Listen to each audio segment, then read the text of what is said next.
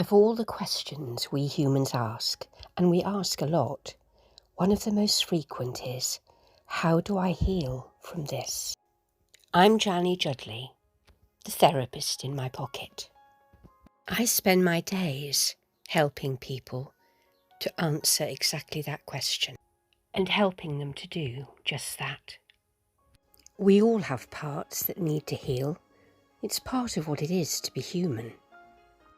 The parts of us that most need healing are the unloved bits, the unacknowledged bits, the pushed away bits. Shame and pain make us keep them at arm's length. But it's inviting those parts back in that actually frees us. In this series, I'm going to show you a little of how that process happens. Let's meet a woman we can call Georgie. This is the kind of pain that we all know but can hardly bear to acknowledge. We've all come close to drowning in it. It's messy and dirty and complicated. It goes way beyond simple pain, like when someone has said something cutting and we're stinging from the hurt of it, or where someone we love is in agony and it's tearing us apart too.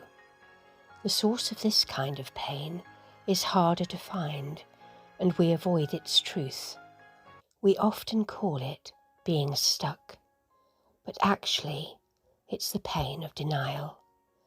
Let me try to make it real. A client, a young woman, probably in her early 30s, is sitting opposite me in my therapy room. But he mustn't forget. I can't let him. I make sure he remembers. Every 10th of every month I remind him. I make sure he knows what he's done and what he's put me through. He must always know, always. He's the father of my baby, and he must never forget. The young woman in front of me is utterly exhausted, drained from lack of sleep and wrung out from raw emotion. She's stuck. She goes round and round in ever-decreasing circles of impossibility, and there's no way out. She can see no prospect of relief. She is stuck. She is in denial. She tells me she saw Mrs. Witch the other day. She says she came to collect the father of my baby from work. I notice that these people have no names. It's like a fairy story, a fairy tale, a myth, not real. I acknowledge how raw it all feels, how enormous, how overwhelming. I say it sounds like these people are causing her a great deal of suffering. And then I acknowledge that there seems to be a baby in the middle of all this somewhere, and I wonder aloud about what might have happened. She looks up, startled. She tries several times to speak, and each time changes her mind. She tells me she doesn't know how to say it. She tells me she can't say it.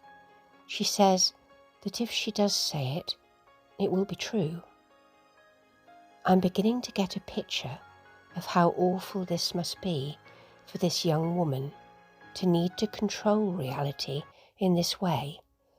I can see that denial is playing a huge part in how she's coping with whatever has happened. I know I have to ask the question as gently as I can.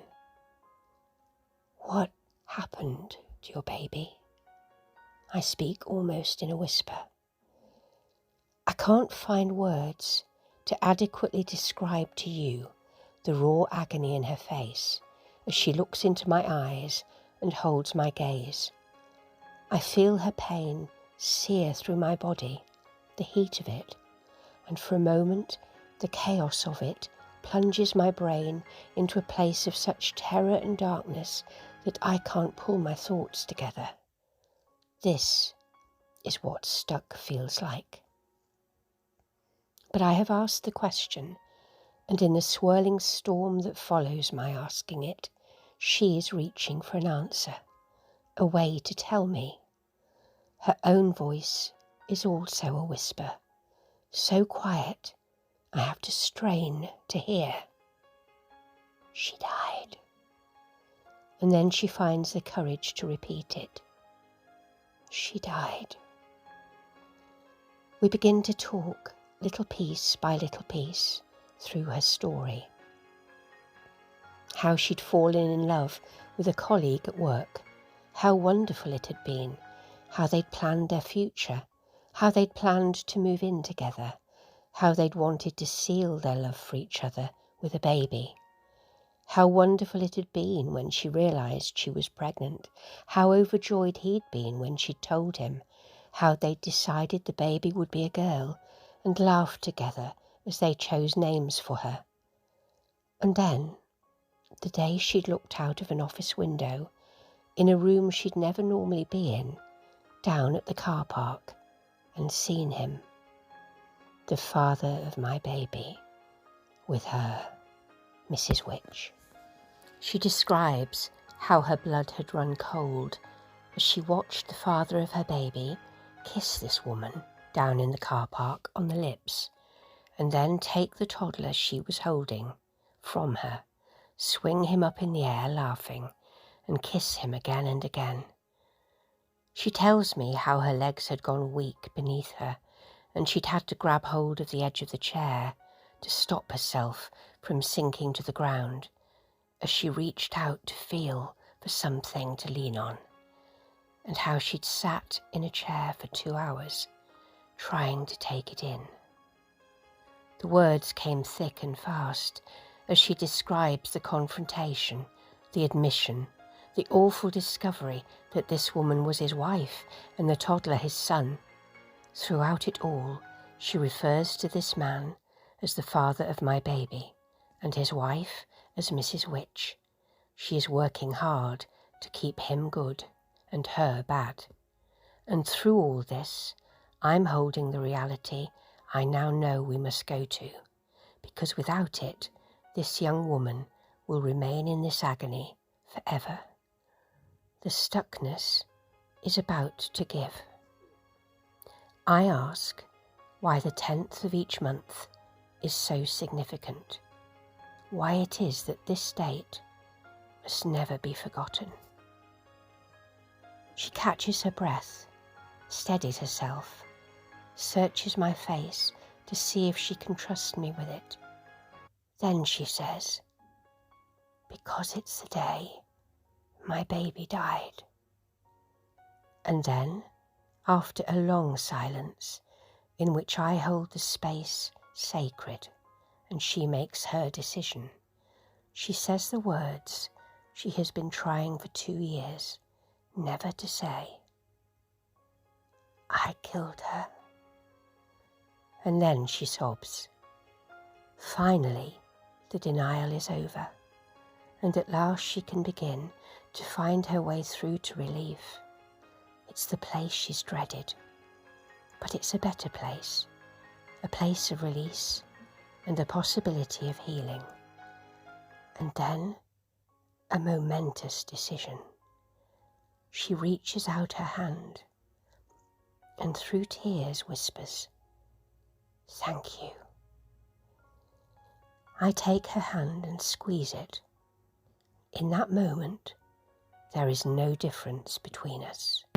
And so begins for Georgie the long journey back to healing, working through her decisions, the termination, the grief, the guilt, the regret, the wishing, the actions that she knows she must spend a lifetime living with, but for which she must also forgive herself.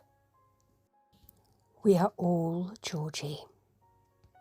We all know this place or a similar place. We are all on a journey of healing, forgiveness and compassion, and with the growth that comes from that, which is the true and permanent sign of healing. So what can we take from this? Stuck is always about denial. Denial is always about the fear of pain. And trying to avoid pain perpetuates pain. Relief comes when we move from denial to acknowledging reality. Relief and release is always healthier than staying stuck, and it begins the process of letting go and forgiving ourselves and each other. In this process lies our common humanity, and it requires that we meet it with compassion. True healing happens when we can hold sacred space for one another, and it blesses us all.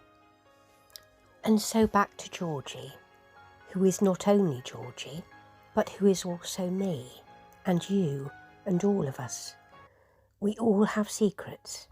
We all struggle with pain and shame. We all have experiences or parts of ourselves, things we've done or not done, and wish so badly that we could undo or wipe out. But of course, exactly like with Georgie, this is denial. These things did happen, or they are things we failed to do and wish we had done. And only by opening our arms to them and inviting them back in can we begin the journey that leads to healing. To heal, our first step always is to allow reality to replace denial. And the next is to hold space for all the emotions that allowing in that reality brings. And this sacred soul is our path and our destiny as spiritual beings on a human journey. May you find a way, brave soul. Deepest bow and so much love. I'll be talking more about Georgie and about me and about you and about all of us in upcoming podcasts. You've been listening to Janny Judley, the therapist in my pocket. I'm a psychotherapist, energy worker, coach and author over here in the UK. You can find more of my podcasts by searching for Janny Judley, the therapist in my pocket on Spotify and iTunes, and you can connect with me on my Instagram feed at Janny Judley. For now, stay safe, stay blessed, and keep on loving. And whatever you do, don't forget ever to enjoy the tea and cake.